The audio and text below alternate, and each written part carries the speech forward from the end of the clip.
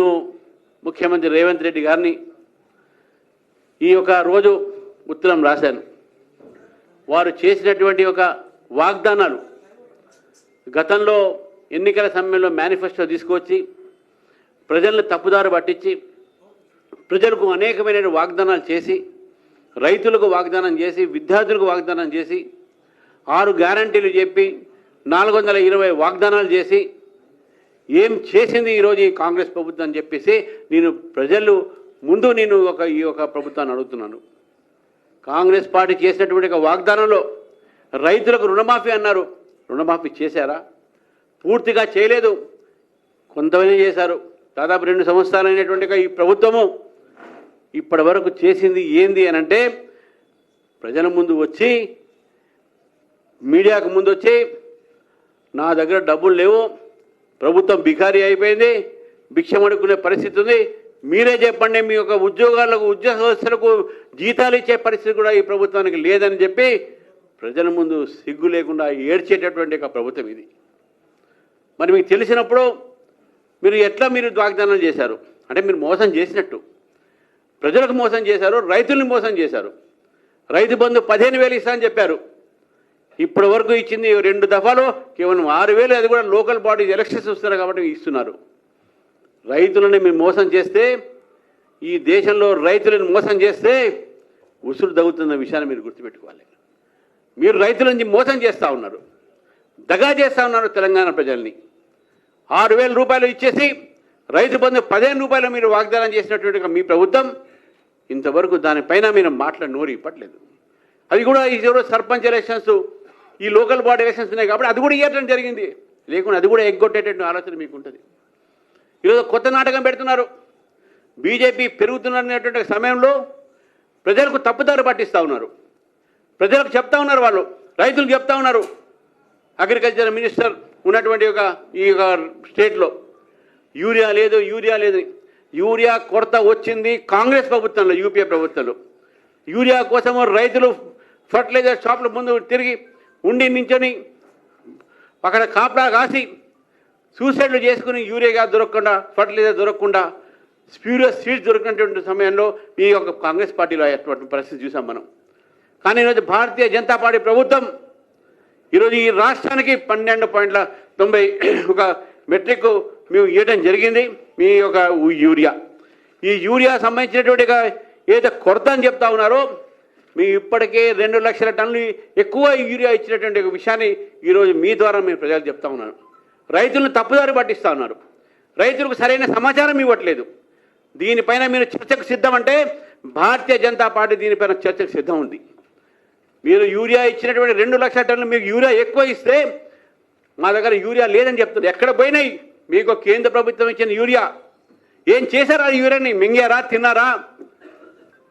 రైతులకు యూరియాలు వేయలేని పరిస్థితి కేంద్ర ప్రభుత్వం ఇచ్చిన తర్వాత కూడా ఈ రకమైన పరిస్థితి ఈరోజు తీసుకొస్తారు. నిన్న పెట్టింది ఒక పెద్ద సభ. ఆ సభలో పేరు సామాజిక సమరత సభ ఏం పెట్టారు, పేరు పెట్టారు. ఆ సభలో సామాజిక న్యాయం చేస్తా అని చెప్పి సభలు పెట్టారు. ఏం న్యాయం చేశారండి ఆ సభలో? మోదీని మాత్రమే తిట్టారు, ఆర్ఎస్ఎస్ని తిట్టారు, బీజేపీని తిట్టారు. అదా మీ సామాజిక న్యాయం? మీరు పెట్టిన సభ ఏంది? మీరు మాట్లాడిన మాటలేంది? మీరు ఒక్కసారైనా అక్కడ బడుగు వర్గాల గురించి మాట్లాడారా? మోదీని తిట్టడమే సరిపోయింది. ఖర్గే గారు వారు మాట్లాడిన మాటలు చూస్తూ ఉంటే నిజంగా బాధ అనిపిస్తుంది. ఈ దేశాన్ని వారు దాదాపు 55 సంవత్సరాలు పరిపాలించిన కాంగ్రెస్ పార్టీ ఒక్కసారైనా ఈ ప్రజల గురించి ఆలోచించారా? కేవలం అవినీతిలో కూలి, అవినీతిలో మునిగి, అవినీతిలో తేలి ప్రజలు మిమ్మల్ని భరించలేక కాంగ్రెస్ ముక్త భారత్ చూడాలని చెప్పేసి మిమ్మల్ని మొత్తం కూడా 3 సార్లు ఓడగొట్టినటువంటి భారతదేశ ప్రజలు. ఈరోజు తెలంగాణలో కూడా అదే పరిస్థితి ఉంది. తెలంగాణలో ఆ రోజు మేము చెప్పాం బీఆర్ఎస్ ముక్త తెలంగాణ అని చెప్పి. ఈరోజు బీఆర్ఎస్ కాంగ్రెస్ ముక్త తెలంగాణ అనేది భారతీయ జనతా పార్టీ నిర్ణయిస్తూ ఉంది. భారతీయ జనతా పార్టీ మేము కేవలం అధికారం కోసమే కాదు, ప్రజల కోసం కూడా మేము పనిచేసేటువంటి పార్టీ మాది. మీరు కేవలం అధికారం కోసం పనిచేసే పార్టీ మీది. అధికారంలో పాటు మీరు అవినీతి చేసేటువంటి పార్టీ మీది. ఏఐసిసి అంటే ఆల్ ఇండియా చీటింగ్ కమిటీగానే ఆల్ ఇండియా కాంగ్రెస్ కమిటీ కాదు మీది. నిజంగా మీరు ఈ ప్రజల్ని మోసం చేస్తూ ఉన్నారు, ప్రజల్ని దగా చేస్తూ ఉన్నారు. ఈ కాంగ్రెస్ పార్టీ వచ్చిన తర్వాతనే ఈరోజు ప్రజలు అల్లాడిపోతూ ఉన్నారు. ఇంత తక్కువ సమయంలో ఈ యొక్క ప్రభుత్వం మీద వ్యతిరేకత బహుశా ఏ ఒక్క రాష్ట్రంలో కూడా ఏ పార్టీ కూడా రాకపోవచ్చు. కాంగ్రెస్ పార్టీ అనుకుంటుంది రేపు లోకల్ బాడీ ఎలక్షన్స్ మేము గెలుస్తామని చెప్పేసి. లోకల్ బాడీ ఎలక్షన్స్లో ఈ యొక్క ప్రజలు, తెలంగాణ ప్రజలు మీకు చుక్కలు చూపెడతారు. మీరు చెప్తున్నారు 100 సీట్లు గెలుస్తాం మేము ఎమ్మెల్యేలు, 15 సీట్లు మేము ఎంపీ గెలుస్తామని చెప్పేసి మీరు ఏదో వాగ్దానం చేస్తున్నారు. మన ఒక మల్లికార్జున ఖర్గే గారే గెలవలేకపోయారు. వారి ముందు మీరు వాగ్దానం చేస్తున్నారు. బహుశా మీరు నోరు స్లిప్ అయినట్టుంది. నోరు స్లిప్ అంటే సార్ ఖర్గే గారు వచ్చే రోజుల్లో 100 సీట్లు బీజేపీ గెలుస్తుంది, 15 సీట్లు ఎంపీ బీజేపీ గెలుస్తుందని చెప్పేసి మీరు చెప్పబోయి మీ నోరు జారి మీ కాంగ్రెస్ పార్టీ చెప్పినట్టుంది. ఈరోజు తెలంగాణలో పరిస్థితి కూడా ప్రజలు 100 అసెంబ్లీ సీట్లు బీజేపీకి ఇవ్వడానికి సిద్ధంగా ఉన్నారు, 15 పార్లమెంట్ సీట్లు బీజేపీకి ఇవ్వడానికి సిద్ధంగా ఉన్నారు. మీకు రాబోయే రోజుల్లో తెలంగాణ నుంచి మీకు ప్రజలు మీకు ఇక్కడి నుంచి కాంగ్రెస్ ముక్త తెలంగాణ చేసేటందుకు సిద్ధంగా ఉన్నారు. మిత్రులారా, అబద్ధాలు ఆడి ప్రజలను దగా చేసి రాజా అధికారంలో రావడం అనేది ఇది పెద్ద గొప్పతనం కాదు. మీరు ప్రజల్ని you are cheated the people, you misled the people. అందుకే ఈరోజు భారతీయ జనతా పార్టీ నేను కార్యకర్తల బలంతో, నిజంగా ఈ కార్యకర్తలే ఈరోజు మీకు వాళ్ళని చెప్తా ఉన్నాను, ఈ ప్రభుత్వం చేసిన తప్పిదం మీద మనం పోరాడదాం. ఈ యొక్క ప్రభుత్వం చేసినటువంటి యొక్క పనుల మీద, ఈ అధర్మమైనటువంటి యొక్క ప్రభుత్వం ఇది, అవినీతి రహిత ప్రభుత్వం ఇది, ఈ ప్రభుత్వం ప్రజలను దగా చేసిన ప్రభుత్వం అది. కాబట్టి దీని మీద మనం పోరాడాలి. ఈ రోజు నుంచి మనం ఈ ప్రభుత్వం మీద ధర్మ యుద్ధం మొదలు పెడతాం. మన తెలంగాణలో బీజేపీ ప్రభుత్వం వచ్చేదాకా భారతీయ జనతా పార్టీ ఈ ప్రభుత్వం వ్యతిరేకంగా పోరాడుతూనే ఉంటుంది. మీకు నిజంగా 100 సీట్లు గెలిచే కెపాసిటీ ఉంటే మొన్న జరిగినటువంటి ఎమ్మెల్సీ ఎలక్షన్స్లో మీ సీట్ని మీరు కోల్పోయారు, బీజేపీ గెలిచింది. మా అంజనేయ గారు ఇక్కడే ఉన్నారు, మా కొమరే గారు కూడా ఇక్కడే ఉన్నారు. నిజంగా అటువంటి ఒక పరిస్థితి ఉంటే హైదరాబాద్ జిహెచ్ఎంసీలో మీకు వచ్చిన ఎన్ని సీట్లు? 2 సీట్లు మాత్రమే. మీరు 100 సీట్లు గెలుస్తారు, 15 సీట్లు గెలుస్తారని చెప్పేసి చెప్పుకుంటున్నారు. ఇంతకుముందు కూడా మన బీఆర్ఎస్ పార్టీ అట్నే ఉంది. మా సారు కారు సర్కారు 10 ఏదన్నారు మాట 16 అన్నారు. అటువంటిది ఆ పరిస్థితి మీకు పడుతుంది. ఒక్క సీటు కూడా మీకు వచ్చే పరిస్థితి లేదు తెలంగాణ. ఈరోజు తెలంగాణలో ఏ ఒక వర్గం కూడా మిమ్మల్ని విశ్వసించట్లేదు. మీరు ఏ ఎగ్జామ్స్ పెట్టినా, గ్రూప్ 1 పెట్టినా, గ్రూప్ 2 పెట్టినా అన్ని గందరగోళాలే. విద్యార్థులకు ఎక్కడ కూడా క్లారిటీ లేదు. ఈరోజు మీరు ఇస్తున్నట్టు ఈ విద్యార్థులకు మీరు ప్రామిస్ చేశారు, మేము 3000 రూపాయలు మీకు నిరుద్యోగ భత్తా ఇస్తామని చెప్పేసి. ఏమైంది దాని గురించి? అసలు మీరు చెప్పకుండా మీరు ఏలేరు మాకు తెలుసు. ఎందుకంటే మీకు ఉద్యోగస్తులకు మీరు జీతాలు ఇవ్వడానికి మీ దగ్గర డబ్బులు లేదంటున్నారు. కాబట్టే ఈ యొక్క రాష్ట్రాన్ని, తెలంగాణ రాష్ట్రాన్ని మీరు ఈరోజు భిక్ష రాష్ట్రం చేస్తారు, భిక్ష అడిగేటటువంటి పరిస్థితి తీసుకొచ్చారు. You have made A rich Telangana, ఒక సంపన్నమైన తెలంగాణ, దాన్ని మీరు you have made it a poor Telangana. ఈ రకమైనటువంటి పరిస్థితి తీసుకురావడానికి ప్రజలు చూస్తూ ఉన్నారు. ఈరోజు నేను మొట్టమొదటి రోజుగా నేను ఈరోజు పదవి స్వీకారం చేసినందుకు నేను మా నేతలందరూ కూడా ఉన్నారు. కిషన్ రెడ్డి గారు నాకు వారు ఈ ఛార్జ్ ఇచ్చారు. మరి డెఫినెట్గా మా కార్యకర్తల బలంతో తెలంగాణలో మేము అధికార దిశలో ముందుగా మా ముందన్నటువంటి ఒక పరిస్థితి ఏదైతే ఛాలెంజెస్ ఉన్నాయో, జరగబోయేటటువంటి ఒక మా లోకల్ బాడీ ఎలక్షన్స్ అయితే ఉన్నాయో దాంట్లో మేము తప్పకుండా అన్ని ప్రాంతాల్లో అన్ని వార్డు మెంబర్తోని మేము జడ్పీటీసీగా మేము పోటీ చేస్తాం. ఇంతకుముందు మేము అంతా పెద్ద ఎత్తున పోటీ చేయాలి. ఈసారి పెద్ద ఎత్తున పోటీ మేము చేస్తాము.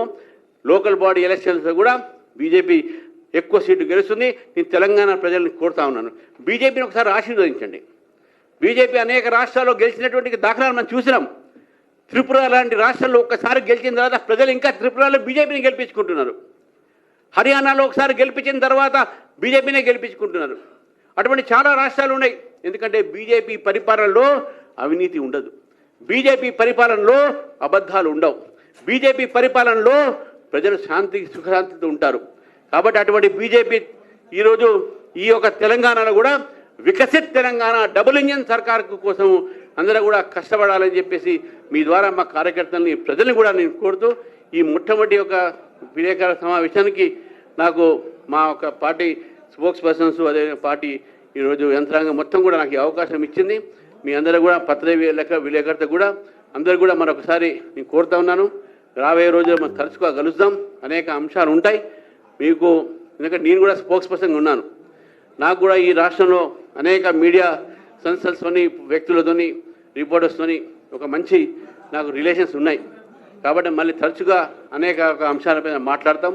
ఈ మొట్టమొదటి ఒక పత్రికా విలేకరుల యొక్క సమావేశం కాబట్టి మరి కార్యకర్తలు కూడా చాలామంది మీరు చూశారు. పొద్దున్న నుంచి ఎక్కడెక్కడి నుంచో వచ్చి గత 4 రోజుల నుంచి నా ఇంటి ముందు పొద్దున 6:30 నుంచి రాత్రి 11 గంటల దాకా అటు ములుగు నుంచి అటు ఆదిలాబాద్ నుంచి మారుమూరు గ్రామాల నుంచి కూడా కార్యకర్తలు వచ్చి కలుస్తూ ఉన్నారు. భారతీయ జనతా పార్టీ పెరిగింది అనే విషయాన్ని కూడా గుర్తిస్తూ, పెరుగుతున్నది అనే విషయాన్ని గుర్తిస్తూ, అధికారంలో వస్తుందని చెప్పేసి నమ్మకంతో ఈ యొక్క పత్రికా విలేకరులందరికీ మరొకసారి నేను ఈ యొక్క సమావేశం వచ్చినందుకు ధన్యవాదాలు చెప్తా ఉన్నాను.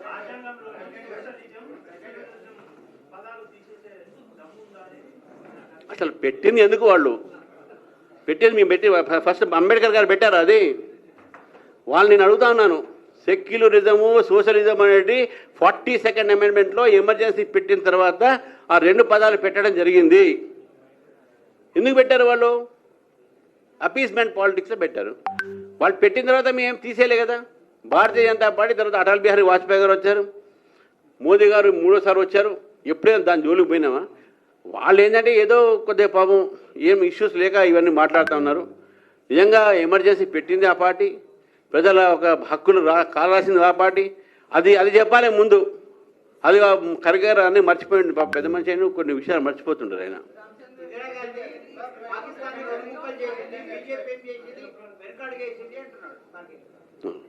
అందుకనే ఆయనకు ఆపరేషన్ సింధూరు చుట్పుటికి లడాయి అన్నాడు ఆయన. అటువంటి మాటలు మాటలకు మేము ఆన్సర్ చేయడానికి ఇక్కడ లేము. ఏ ఆర్మీ అయితే ఈ దేశం కోసం తన బలిదానం త్యాగం చేసిందో, ఏ ఆర్మీ అయితే సరిహద్దులపైన తన ప్రాణాలు త్యాగం చేసి భారతదేశ యొక్క సరిహద్దులను కాపాడిందో, మన ప్రజల్ని కాపాడిందో, అటువంటి ఒక ఆర్మీ మీద ఈ యొక్క మాటలు మాట్లాడినటువంటి వ్యక్తుల ఒక సమస్య ఏదైతే మాట్లాడతారో వాళ్ళకు సంబంధించినటువంటి ఏ ఒక మాటకు కూడా మేము ఈ ఒక విషయం చెప్పదలుచుకోలేదు. ఎందుకంటే they have insulted army, they have insulted our nation. First let them apologise to the nation. వాళ్ళు ముందు భారతదేశంలోని ప్రజలకు వాళ్ళు ఈరోజు క్షమాపణ చెప్పాలి ఆపరేషన్ సింధూర్ని అపోజ్ చేసినందుకు. రత్న రత్న రత్న రత్న కానీ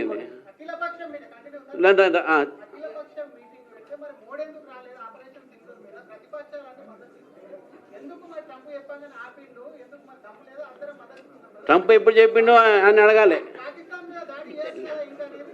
ట్రంప్ ఎప్పుడు చెప్పినా అడగాలి. ఈ మధ్య మేము వాట్సాప్లో చూస్తున్నాం ట్రంప్ కుల్ఫీలు అమ్ముతున్నాడు అని చెప్పేసి. మళ్ళీ అది మళ్ళీ చెప్పాడు ఆయన అడగాలి. ఒక్క నిమిషం మీరు చెప్పిన దానికి అడుగుతున్నాను. అఖిల పక్ష సమావేశంలో ఎవరు ఉండాలి ఎవరు ఉండకూడదని ప్రభుత్వ నిర్ణయం ఉంటుంది. అది ప్రతి దానికి ప్రైమ్ మినిస్టర్ రాడు. అఖిలపక్ష సమావేశంలో అందరూ ఒక పార్టీలో ఒక హెడ్లు వస్తారు. అక్కడ ప్రైమ్ మినిస్టర్ రావాలని అవసరం లేదు. ప్రైమ్ మినిస్టర్ రాలేదు మరి బయట ఉన్నాడు. మీకెందుకు మా వాళ్ళు వచ్చారా లేదా? బీజేపీ గవర్నమెంట్ వచ్చిందా? రిప్రజెంట్ వచ్చారా లేదా? అది మాట్లాడాలి. కానీ ప్రైమ్ మినిస్టరే రావాలంటే వాళ్ళకి ఇదన్నీ ఏంటంటే వాళ్ళకు ఇష్యూస్ దొరక్క ఇటువంటి రత్నాగాబాద్ రాహుల్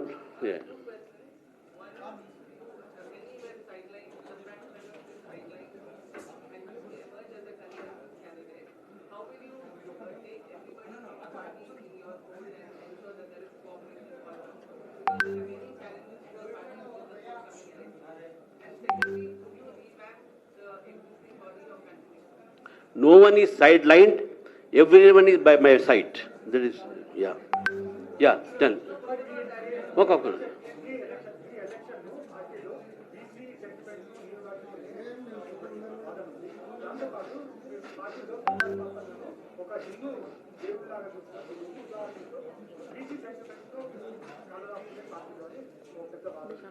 నేనేం చెప్తున్నా అంటే ఒక్క పోస్ట్ ఇచ్చింది ఎవరికో ఒక కులానికి ఇచ్చిండొచ్చు, ఒక సామాజిక వర్గానికి ఇచ్చిండొచ్చు. ఇంకా 100 పోస్టులు ఉన్నాయి. ఎమ్మెల్యేలు ఇచ్చినాం, ఎంపీలు ఇచ్చినాం, ఎంపీటీసీలు ఇస్తాం, జెడ్పీటీసీలు ఇస్తాం. ఒక్క పోస్టు వేరేకి వస్తే ఈ మాటలు కాంగ్రెస్ పార్టీని అన్నాడు పొన్నం ప్రభాకర్ ఆయనకి ఇచ్చారు. సరేనా బాబు నేను కూడా రిజైన్ చేస్తా, మీరు రేవంత్ రెడ్డి గారు రిజైన్ చేయమని చెప్పి బీసీ సీఎం చేయమని చెప్పండి. దమ్ముంటే ఈ మాటలు మాట్లాడొద్దు. కులాలు మతాలు ఇవన్నీ అతీతంగా రాజకీయాలు మనం చేయాలి. కులాలలో ఉన్నటువంటి ఒక బలహీన వర్గాన్ని పైకి తీసుకురావాలి. వాళ్ళకి సంబంధించినటువంటి మీరు పథకాలు తీసుకురాండి, మేము సపోర్ట్ చేస్తాం. వాళ్ళకి సంబంధించినటువంటి ఒక మీరు ఏదైతే అప్లిప్మెంట్ చేయాలి కానీ don't mislead the backward classes. We are for the backward. మా ప్రధానమంత్రియే బ్యాక్వర్డ్ క్లాసు. మా ప్రధానమంత్రియే బ్యాక్వర్డ్ క్లాసు. మా ప్రధానమంత్రి క్యాబినెట్లో 29 మంది బ్యాక్వర్డ్ క్లాసెస్. మా ముఖ్యమంత్రిలో సగం మంది బ్యాక్వర్డ్ క్లాసెస్. మా ఓబీసీ మా vote bank. OBCs are with us. ఒక్క వ్యక్తి వేరే సామాజిక వర్గం నుంచి వస్తే how can you say that ఇది ఎంటైర్ పార్టీ వాళ్ళు అంటున్న మాట నిజంగా అటువంటి మాట వాళ్ళకు ఉంటే let them ask Revanth Reddy to resign and make some BCs CM. Okay ఒక్కసారి మీరు రైట్ చేసిన రైట్ తిరుగుతా ఒక్కసారి.